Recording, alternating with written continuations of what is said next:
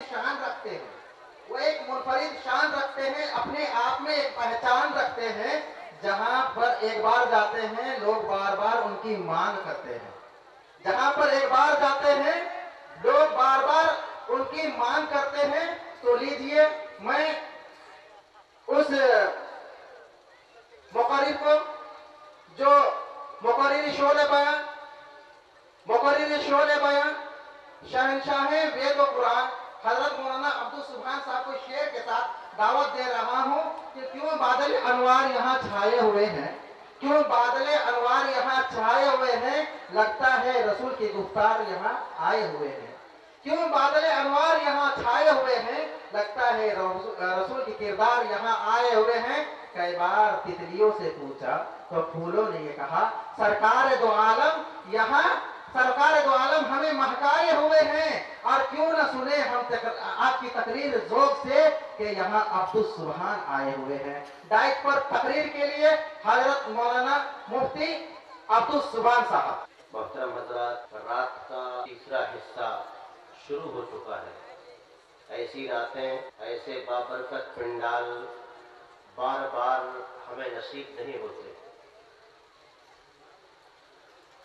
آپ کے بیچ میں اس بات کو کئی مرتبہ کہا جا چکا ہے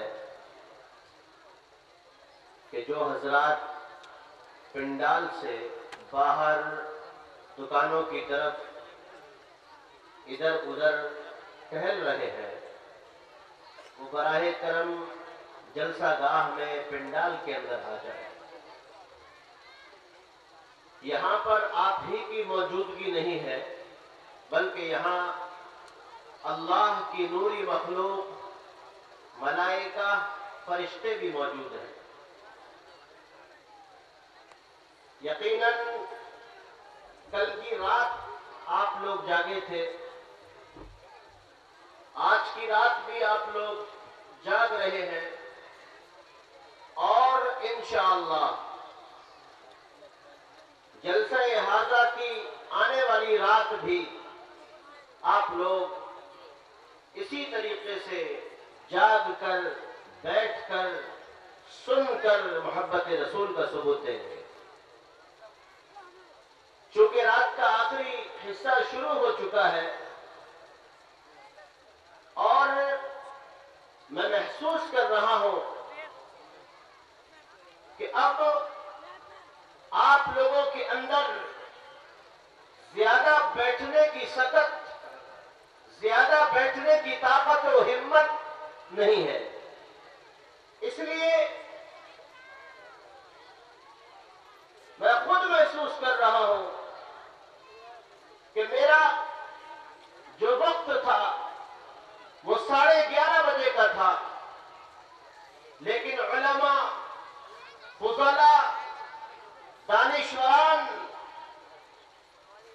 اور نعت و منقبت احسن انداز میں کہنے والے شعراء یہاں پر کثیر تعداد میں موجود تھے۔ آپ سبھی محظوظ ہو رہے تھے۔ ابھی ابھی آپ نے دل خیر آبادی کو سماعت کیا،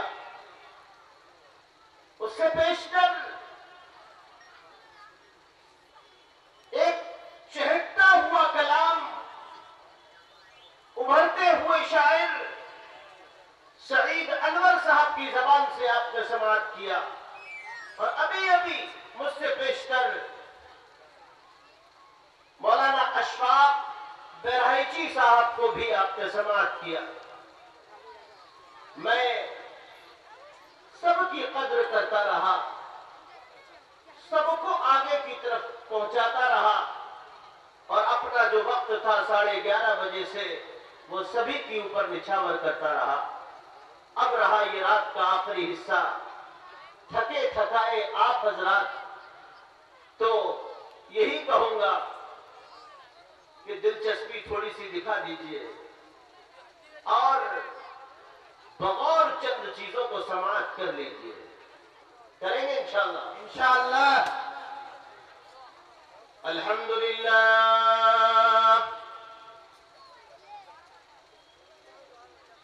الحمد لله نحمده ونستعينه ونستغفره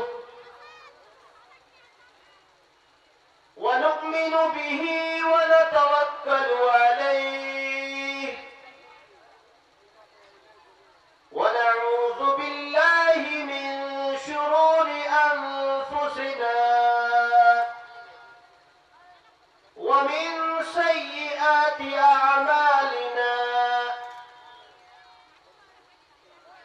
من يهده الله فلا مضل له ومن يضلله فلا هادي له وأشهد أن لا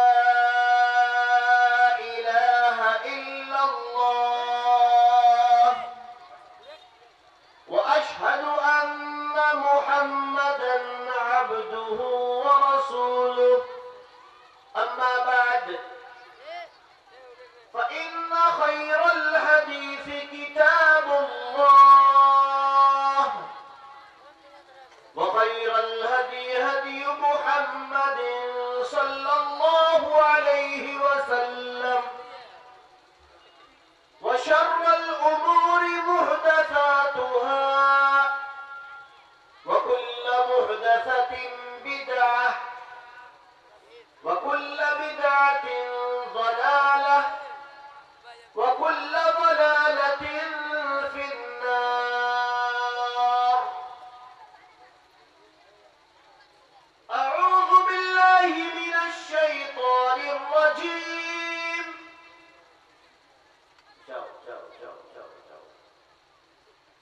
بسم الله الرحمن الرحيم.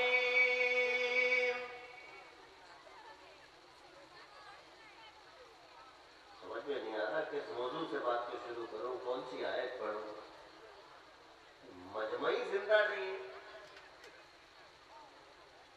ہے،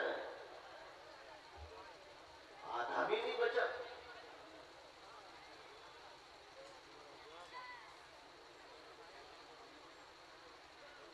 چائے نہیں پی رہے، لحاظ موڑ کے کمبل اڑ کے گھر پہنچ چکے ہیں، سو چکے ہیں، آدھی آدھی نیند ہو چکی ہے.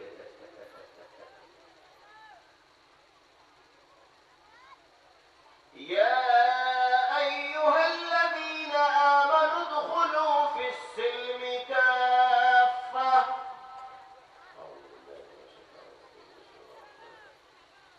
يا أيها الذين آمنوا ادخلوا في السلم كافة ولا تتبعوا خطوات الشيطان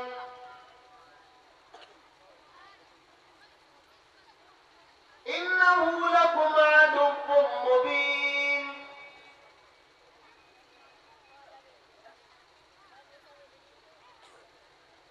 وقال النبي صلى الله عليه وسلم وعن أبي سعيد الخدري رضي الله عنه قال سمعت رسول الله صلى الله عليه وسلم من رأى منكم منكرا فليغيره بيده فإن لم يستطع فبلسانه فإن لم يستطع فبقلبه وذلك ضعف الإيمان.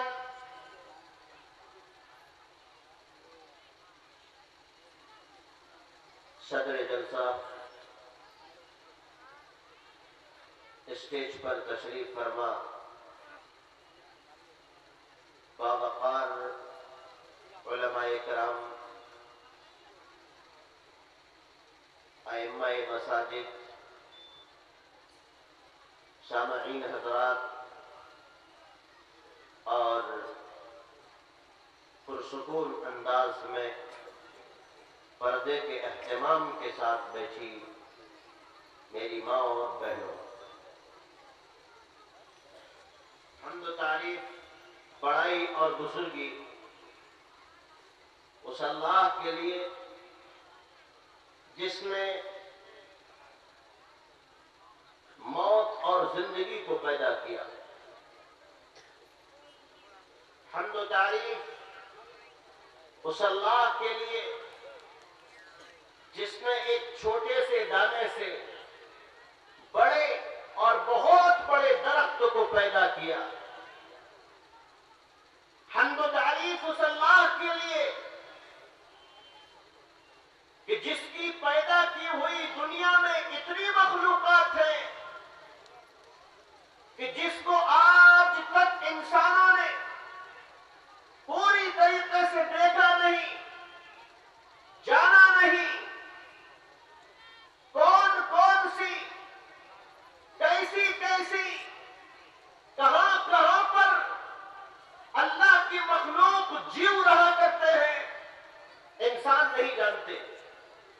پانی میں الگ مخلوق، خلاؤں میں الگ مخلوق، پتھروں کے اندر، پہاڑوں کے اندر الگ اللہ رب العزت کی مخلوق جس کو انسان نہیں جانتا۔ اللہ رب العزت نے قرآن مقدس کے اندر ارشاد فرمایا اپنے تعلق سے، خود قرآن کے اندر آیت کو نازل فرمایا الذی خلق الموت والحیات لیبلوکم ایکم احسن عملا، جس نے موت کو پیدا کیا زندگی کو بھی پیدا کیا، یعنی کہ اللہ، وہ اللہ جس نے موت کو بھی دنیا کے اندر پیدا کیا، زندگی کو بھی دنیا کے اندر پیدا کیا ہے۔ اور پھر اس کے بعد نے فرمایا اے دنیا کے اندر رہنے والوں، اس بات کو اچھی طریقے سے جان لو، ذہن و دماغ میں تم اس بات کو اچھی طریقے سے بٹھا لو کہ موت اور زندگی کو جس اللہ نے پیدا کیا ہے، جو اللہ زندگی دیتا ہے، زندگی دینے کی بات میں تم کو موت دے دیا کرتا ہے، دراصل وہ اس لیے کہ وہ کل قیامت کے دن آزمائے گا، وہ کل قیامت کے دن دیکھے گا، حساب و کتاب والے دن کھڑا کر کے دیکھے گا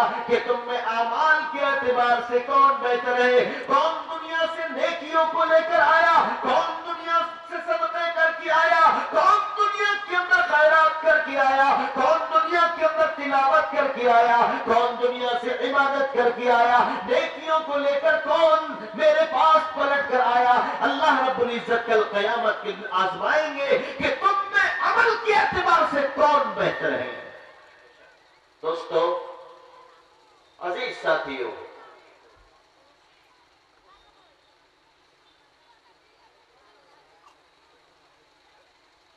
جو موضوع میں لے کر آیا تھا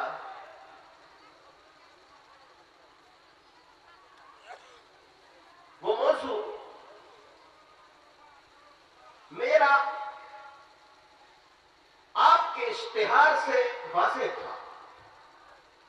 میرے نام کے آگے، عبدالسبحان دانش کے آگے، چترویدی یعنی کہ چاروں ویدوں کی بات کرنے والا یا چاروں ویدوں کا گیان رکھنے والا یا ویداس کا گیاتا، کچھ یہ ثابت ہوتا ہے۔ اور مجھے رکھنا بھی تھا قرآن مقدس دنیا کی سب سے معتبر کتاب۔ سچ یہ ہے کہ کائنات میں اس سے بہتر نہ کوئی کتاب تھی اور نہ ہے۔ بے شک قرآن مقدس ایک ایسی کتاب، ہر کتاب کے اوپر رائٹر کا نام، لیکھک کا نام ہوتا ہے، لیکن قرآن ایک ایسی کتاب کی جس کے اوپر کسی بھی لیکھک کا، کسی بھی مصنف کا نام نہیں ہے۔ کیوں؟ وہ اس لیے کہ وہ اس لیے کہ اس کتاب کو آسمان سے نازل کیا گیا۔ آکاشوانی پستک اس کو کہا جاتا ہے، آکاشوانی سمویدھان اس کو کہا جاتا ہے۔ اللہ تبارک و تعالیٰ نے اس کتاب کو اپنے دودھ کی اوپر انتم مہارشی حضرت محمد رسول اللہ صلی اللہ علیہ وسلم کے اوپر نازل فرمایا، اور پھر اس کے بعد میں یہ کتاب آپ نے دنیا کے لوگوں کے پاس میں پہنچا دی۔ میں نے آج کی تقریر کے اندر، اپنے بیان کے اندر اس بات کو ثابت کرنا تھا کہ قرآن دنیا کی سب سے معتبر کتاب ہے، اسلام دنیا کا سب سے معتبر مذہب ہے، اور محمد رسول اللہ صلی اللہ علیہ وسلم کی ذات اور آپ کی شخصیت دنیا کی سب سے معتبر شخصیت ہے۔ اور اس بات کو اگر رہے تو سامنے والا کہہ سکتا ہے کہ تم اپنے دھرم سے بات کر رہے ہو. اگر ہم محمد رسول اللہ صلی اللہ علیہ وسلم کی شخصیت کو قرآن مقدس سے ثابت کریں گے, سامنے والا کہہ سکتا ہے کہ تم قرآن سے ثابت کر رہے ہو. اگر ہم اسلام کو قرآن مقدس کے ذریعے سب سے بہتر ثابت کریں گے تو سامنے والا کہہ سکتا ہے کہ تم تو اپنے قرآن سے بات کر رہے ہو. لیکن نہیں, آج کے اس خطاب کے اندر مجھے کچھ اس طریقے سے ثابت کرنا تھا کہ اسلام کو سب سے بہتر سام وید کہتا ہے, رگ وید کہتا ہے, اتھرو وید کہتا ہے, یجر وید کہتا ہے, بھاگوت گیتا کہتی ہے, کل کی پران کہتی ہے, منو اسمرتی کہتی ہے, اور پھر اس کے بعد میں مجھے بائبل سے بھی ثابت کرنا تھا کہ قرآن سب سے معتبر ہے, ذات محمد رسول اللہ صلی اللہ علیہ وسلم سب سے بہتر ہے, مجھے ثابت کرنا تھا. لیکن میرے ساتھ آپ نے زیادتی کی کہ 11:30 بجے وقت دینے کے بجائے آدھی رات گزر جانے کے بعد میں رات کو 1 بجے آپ نے مجھے مائک دیا. اس وقت مائک دیا کہ جب آدھے سے زیادہ لوگ چلے گئے. ایدن جناح ابسرت لراشن سے استوشیتے سست سہسرانوتی چکورم آروش میں شودت گئے دشتنا پرواہینو ودمنتو دردرش وردھارے سری نہیں سکتے دویشماؤ پسپرشا اے پرنچے کا میشتن نشکان دشجا تیرڑی شتان یربتام سیسا گولام اسم اللہ اللے مترا وروڑا دبیانی دھتا اللے وروڑی راجا پنردنا حیا مترو اللے مترستے جسکارہا ہوتار بندر ہو مہا سوندرہا اللو جیشکم پرمم برمم اللہ اللو رسول محمد رکاب رسے اللو اللہ مہا شمل گرام مکیس برہامنا نسی مہا کمنا بھمرے وشنو یشسا کل کی پیادر بھوشیتی دعاد شیام شکل بخشس سے مادھوے ماسی مادھوام جاتو داشتو پتر پترم ہرشت مانسو یاتو یمبھوام دیوا سوام شاوت رنورتا اشوما شوگما روحما دیو دتم جگت پتی اسنا سدھم نمشتے یشو پرانویتا چتر بھی بھرار ترر بھر دیوا کرکشیام کرکشیم. میں نے چند منتر آپ کے سامنے رکھے ہیں. اس کا ارتھ, اس کا انواد آپ لوگ مجھے نہیں جانتے تھے.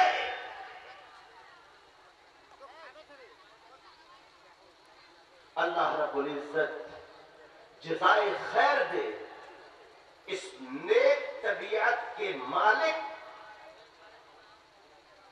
قاری شمشاد راہی صاحب کو.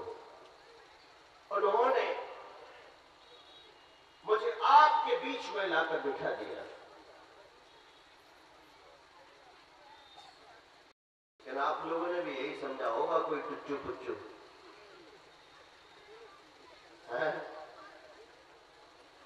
ہوگا, کوئی ٹچو پچو ڈال دو اس کو آخر میں, پھینک دو اس کو لاسٹ میں.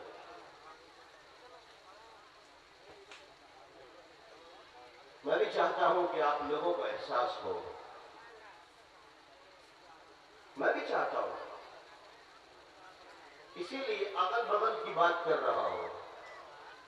کوئی کسی بھی منتر کا انواد, ٹرانسلیشن, اس کی ڈیفینیشن اور اس سے کیا کیا ثابت ہوتا ہے نہیں بتا رہا ہوں, نہ بتاؤں گا, کیونکہ مجھے جو مجمع چاہیے تھا وہ چاہیے تھا کہ جو 11:30 بجے تھا موجود.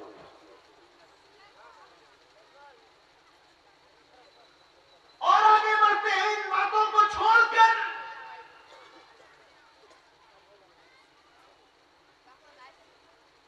اس دنیا کے اندر اللہ تبارک و تعالی نے ہمیں اور آپ کو پیدا کیا. ہمارے سامنے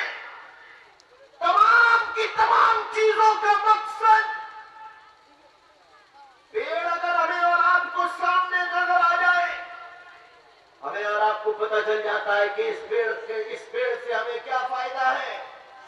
گرمیوں میں لوگوں کو سایہ دیتا ہے، چھاؤں۔ ہمیں اور آپ کو جب پیڑ نظر آ جاتا ہے، دماغ میں بات آ جاتی ہے کہ یہ پیڑ ہمیں پھل بھی دیتا ہے۔ پیڑ جب ہمیں اور آپ کو نظر آ جاتا ہے تو پتہ چل جاتا ہے کہ اگر آندھی تیز آ گئی اور پیڑ ٹوٹ گیا تو اس موقع پر اس پیڑ کی لکڑیاں کھانا بنانے کے کام میں بھی آ جاتی ہے، فرنیچر بنانے کے کام میں بھی آ جاتی ہے، وغیرہ وغیرہ۔ بے مقصد اللہ رب العزت نے کسی بھی چیز کو پیدا نہیں کیا۔ میرا چیلنج ہے کہ کوئی آدمی صرف ایک چیز ہمیں ثابت کر کے بتا دے، ایک چیز کا نام بتا دے کہ اللہ رب العزت نے فلاں چیز کو بے مقصد پیدا کیا ہے۔ ایک چیز کے بارے میں کہہ رہا ہوں، نہیں ثابت کر سکتا کوئی۔ اللہ رب العزت نے اس دنیا کے اندر ہمیں اور آپ کو پیدا کیا۔ کوئی غیر شادی شدہ ہے، اللہ رب العزت نے طرح طرح کے لوگوں کو پیدا کر دیا۔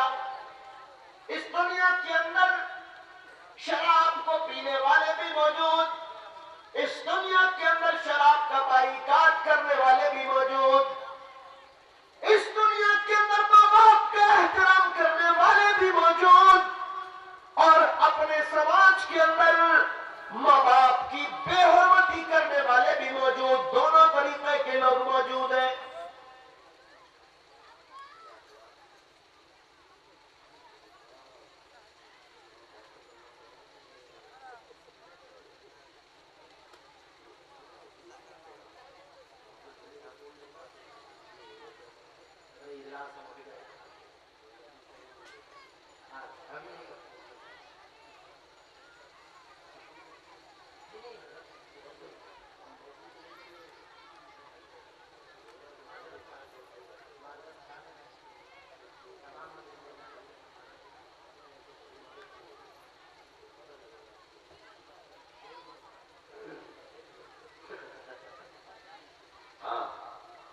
موجود ہیں آپ لوگ؟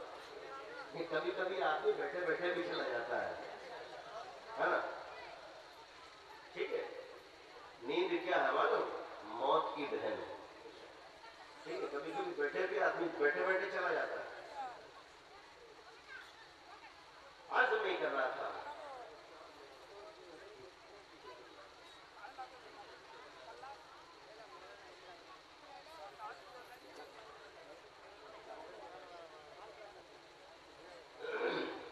عرض نہیں کر رہا تھا، کسی بھی چیز کو اللہ رب العزت نے بغیر مقصد کے پیدا نہیں کیا۔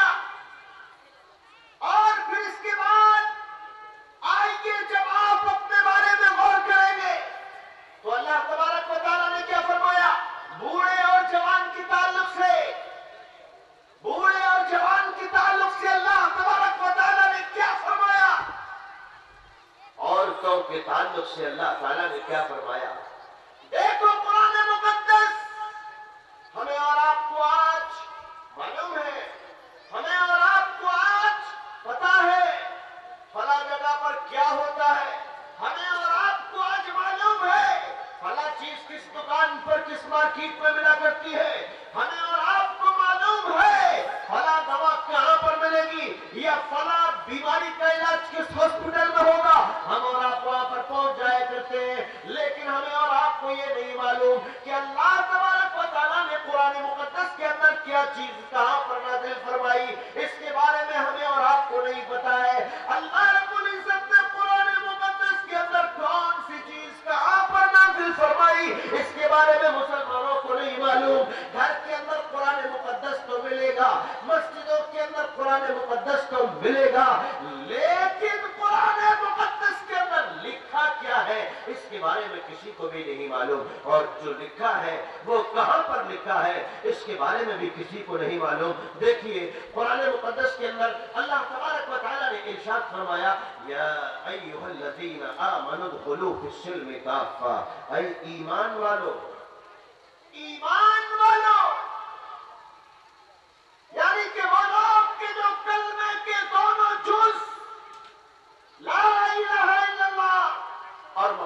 رسول اللہ پڑھتے ہیں۔ ایمان والوں کے تعلق سے ارشاد فرمایا، اس طرف جو ہماری مائیں اور بہنیں بیٹھی ہیں، ایمان والوں کے اندر وہ بھی داخل ہے۔ فرمایا اے ایمان والو، پورے کے پورے اسلام کے اندر تم داخل ہو جاؤ۔ کیا مطلب؟ منمانی کے ساتھ چند باتوں کے اوپر عمل کرنے والے ایمان والے بن کر نہ رہ جانا۔ اللہ رب العزت نے ارشاد فرمایا کہ اسلام کے اندر پورے کے پورے داخل ہو جاؤ۔ یا ایھا الذین آمنوا ادخلوا فی السلم کافہ، اسلام کے اندر پورے کے پورے داخل ہو جاؤ۔ یعنی کہ کبھی بھی ایسا مت کرنا کہ رمضان کے اندر پابندی سے نمازوں کو پڑھ لیا، رمضان کے چلے جانے کے بعد مسجدوں کو ویران کر دیا، ایسا کبھی مت کرنا۔ پھر اس کے بعد کیا فرمایا؟ وَلَا تَتَّبِعُوا خُطُوَاتِ الشَّيْطَانِ، شیطان کے نقش قدم پر مت چلنا۔ شیطان چاہتا ہے کہ آپ تاڑی پیو، شیطان چاہتا ہے کہ آپ ایک غیر مسلم کی طرح اذان سن کر دنیا داری کے اندر جیسے ایک غیر مسلم اذان سننے کے باوجود مصروف رہتا ہے، شیطان کی چاہت ہوتی ہے کہ آپ بھی عین اسی کی طرح اذان سن کر مصروف رہو۔ اللہ رب العزت نے ارشاد فرمایا وَلَا تَتَّبِعُوا خُطُوَاتِ الشَّيْطَانِ، شیطان کے نقش قدم پر مت چلنا، شیطان کے راستے پر مت جاؤ۔ اللہ تعالیٰ نے قرآن مقدس کے اندر ارشاد فرمایا، لہذا آئے جلسے کے اندر بیٹھے ہوئے لوگوں، اے میری پیاری ماں اور بہنوں، سب سے پہلے ہمیں اور آپ کو اپنے بارے میں غور کرنا چاہیے کہ کیا ہم اور آپ اسلام کے اندر پورے کے پورے داخل ہیں؟ کیا عورتوں کے اندر پردہ، کیا مردوں کے اندر دینداری، کیا سماج کے اندر سلام کرنے کی عادت، کیا سماج کے اندر جہیز کی بغاوت موجود ہے؟ ہمیں غور کرنا چاہیے۔ اللہ تبارک و تعالیٰ نے ہمیں اور آپ کو دنیا کے اندر یہ تھوڑا سا وقت دیا، آؤ اپنے بارے میں ذرا غور کرو۔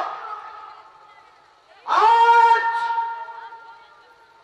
ہم اپنے پیدا کرنے والے کو خوش کرنے کے لیے کون کون سے کام کر رہے ہیں؟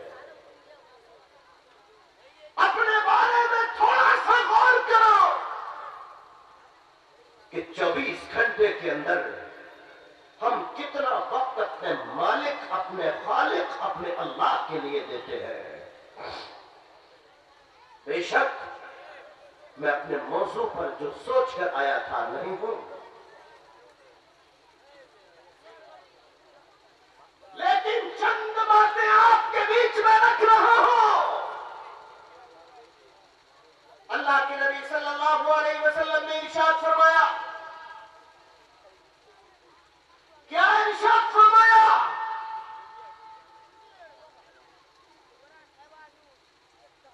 تم اگر میرے کلمہ کو پڑھتے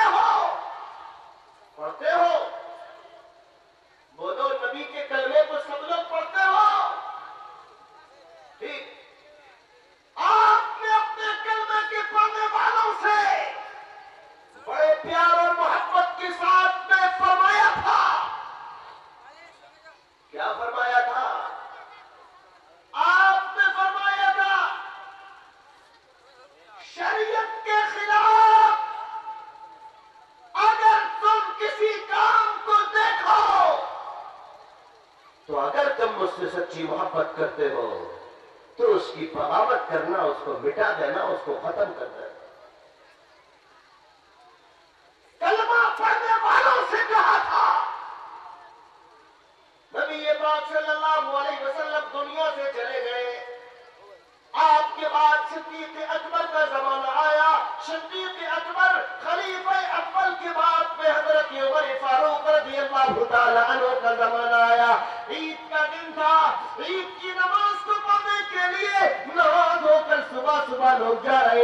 مسجد کے اندر پہنچ رہے تھے. میرے پیارے بھائیوں، آپ سارے کے سارے لوگ جانتے ہو عید کی نماز، بقرعید کی نماز کے لیے اذان نہیں ہوتی ہے. عید کی نماز کے لیے، بقرعید کی نماز کے لیے اقامت نہیں کہی جاتی ہے. اور عید اور بقرعید کی نماز سے پہلے، خطبے سے پہلے یا خطبے کے بعد میں منفرد ہو کر 2 رکعتوں کو، 4 رکعتوں کو اگر کوئی پڑھے تو اس کو نہیں پڑھا جاتا ہے. حضرت عمر فاروق رضی اللہ تعالیٰ عنہ عیدگاہ کے اندر پہنچے. آپ نے دیکھا ایک آدمی کنارے پر کھڑا ہوا تھا اور نماز پڑھ رہا تھا. اس نے جب نماز کو پڑھ لیا، عمر فاروق رضی اللہ تعالیٰ عنہ نے کہا کہ تم کیا پڑھ رہے تھے؟ اس نے کہا عمر فاروق، تھوڑا سا وقت تھا، میں نے سوچا کہ نماز کو پڑھ لیا جائے، سنتوں کو، نفلوں کو پڑھ لیا جائے. عمر فاروق رضی اللہ تعالیٰ عنہ نے بڑی سختی کے ساتھ فرمایا، خبردار خبردار، اس موقع پر پڑھنے کے لیے میرے نبی جناب محمد رسول اللہ صلی اللہ علیہ وسلم نے کوئی بھی اجازت نہیں دی ہے. تم ایک نیا کام ایجاد کر رہے ہو. اسلام کے اندر نئے کام کی کوئی بھی جگہ نہیں ہے. لہذا پھٹکار لگا دی، منع کر دیا کہ آج کے بعد میں عید کے دن عیدگاہ کے اندر کوئی بھی سنت نہ پڑھی جائے. وہ اس لیے کہ نبی پاک صلی اللہ علیہ وسلم سے ثابت نہیں ہے. کتنی پابندی، کتنی گہری نظر. نوجوانوں، توجہ چاہتا ہوں، ایک موقع پر آپ نے کیا فرمایا؟ اے میرے کلمے کے پڑھنے والوں، اگر تم اپنی آنکھوں سے کسی برائی کو دیکھو، کسی برائی کو، تو آپ نے فرمایا فَإِن لَمْ يَسْتَطِعْ، آپ نے فرمایا کہ تم اس برائی کو اپنے ہاتھوں سے مٹا ڈالو. نمبر 2 پر ارشاد فرمایا، ہاتھوں سے اگر مٹانے کی طاقت نہیں ہے تو اس برائی کو تم اپنی زبان سے کہو کہ یہ کام شریعت کے خلاف ہے. پھر اس کے بعد فرمایا، اگر تم اس برائی کا بائیکاٹ زبان سے بھی نہیں کر سکتے ہو تو آپ نے فرمایا دل سے برا جانو وَذَلِكَ ضَعْفُ الْإِيمَانِ، اور یہی ایمان کی سب سے آخری شاخ ہے. میرے دوستو، آج گھر گھر کے اندر میوزک اور گانے، آج گھر گھر کے اندر بے نمازی، آج گھر گھر کے اندر گالیاں بکنے والے لوگ. کیا پیارے نبی صلی اللہ علیہ وسلم نے ہمیں اور آپ کو یہ تمام کام کرنے کی اجازت دی ہے؟ دوستو، دنیا کی زندگی بڑی محدود ہے، تھوڑی ہے. اس دنیا کی تھوڑی سی زندگی کے اندر اللہ اور اس کے پیارے نبی جناب محمد رسول اللہ صلی اللہ علیہ وسلم کی اطاعت اور فرما برداری کر لی جائے. کیونکہ اس دنیا کے اندر آج ہم اور آپ ہیں، کل جب ہمارے اوپر موت آ جائے گی، موت کے آ جانے کے بعد میں ہمیں قبر کے اندر اتار دیا جائے گا. موت کے آ جانے کے بعد میں ہمارے ساتھ کیا ہوگا؟ یہی ہوگا کہ ہمارے گاؤں کے اندر کسی کی موت ہو جاتی ہے، 4 آدمی بیٹھ جاتے ہیں، 2 آدمی کفن لینے کے لیے فوراً چلے جاتے ہیں، 2 آدمی قبر کھودنے کے لیے، مکان تیار کرنے کے لیے چلے جاتے ہیں. چند گھنٹوں کے بعد میں 1 آدمی 2 آدمی آتے ہیں اور اس کو آخری مرتبہ نہلا دیا کرتے ہیں. اس کو نہلانے کے بعد میں کفن پہنا دیا جاتا ہے. میرے پیارے ساتھیوں، ہمارے اور آپ کے ساتھ میں بھی یہی ہوگا. کچھ دنوں کے بعد، یعنی کہ موت آ جانے کے بعد، موت گاؤں کے اندر بھی آ سکتی ہے، मौत अगर आप गुजरात में काम करते हैं वहां पर भी आ सकती है, मौत अगर आप पंजाब में काम करते हैं वहां पर भी आ सकती है, अगर आप दिल्ली के अंदर कमाने के लिए गए हुए हैं मौत वहां पर भी आ सकती है। मौत का कोई वक्त नहीं है। मौत के बारे में तो ये है कि मौत बताकर कभी नहीं आती है। ये तो पता है कि हम कहां पर पैदा हुए थे, लेकिन ये किसी को नहीं पता कहां पर मौत आएगी। ये तो पता है कि हमने और आपने अभी अभी क्या खाया, शाम को क्या खाया, दोपहर में क्या खाया था, लेकिन कल हम क्या खाएंगे इसके बारे में किसी को भी कोई इल्म नहीं है। मेरे दोस्तों, मेरे अजीज साथियों, मैं कहना ये चाहता हूं, आदमी को गुस्ल दे दिया जाता है, आदमी को कब्र के अंदर उतार दिया जाता है, और फिर कब्र में क्या होता है? यातीही मलकान, दो फरिश्ते आते हैं, फयुजलिसानिही, उठाकर बिठाते हैं, फयकूलान, वो दोनों के दोनों कहते हैं, मन रब्बुक, तेरा रब कौन है? मा दीनुक, तेरा दीन क्या है? मन नबीयुक, तेरा नबी कौन है? मेरे दोस्तों, बस यही मेरा जुमला है आपके लिए। अगर हम दीनदार नहीं होंगे तो कब्र में इन बातों का जवाब नहीं दे पाएंगे।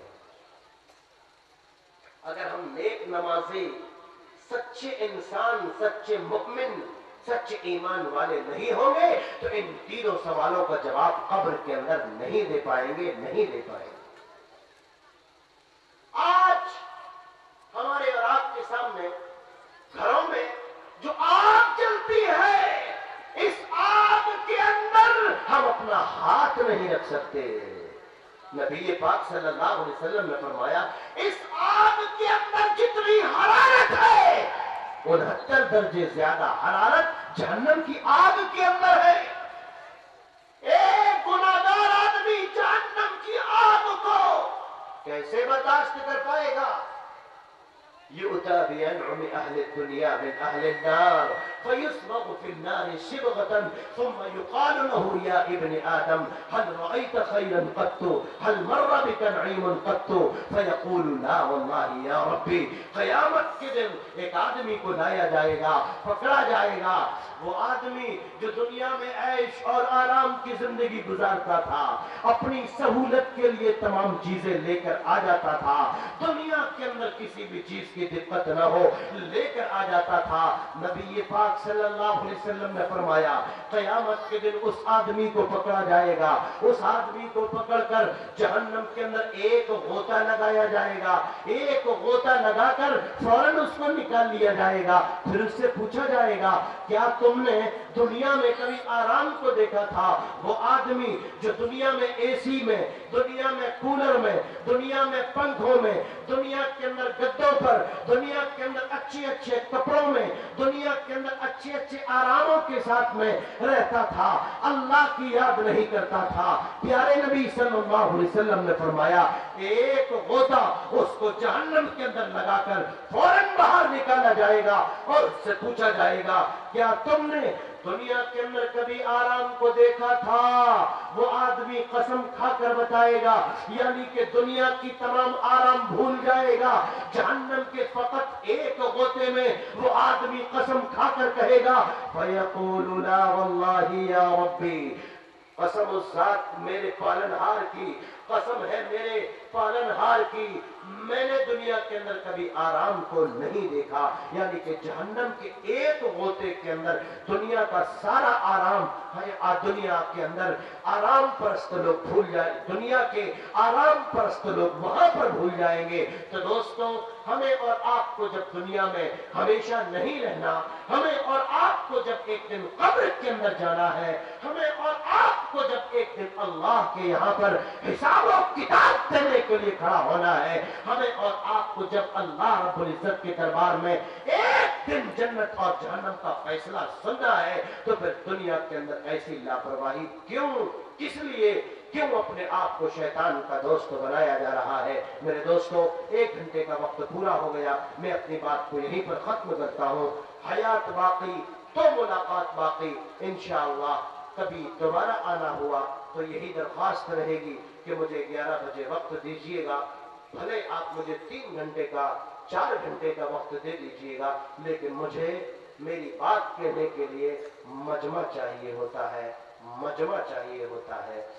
ये मजमा नहीं कि जब मजमा टूट चुका हो तब आप मुफ्ती सुभान दानिश को जगह दें, वक्त दें। इसलिए मैंने अपनी बात को रात की मुनासिबत से जो बातें इस्लाह के ताल्लुक से, दुनिया और आखिरत के ताल्लुक से थीं, वो मैंने चंद बातें 1 घंटे के अंदर मुख्तसर अंदाज में रख दी।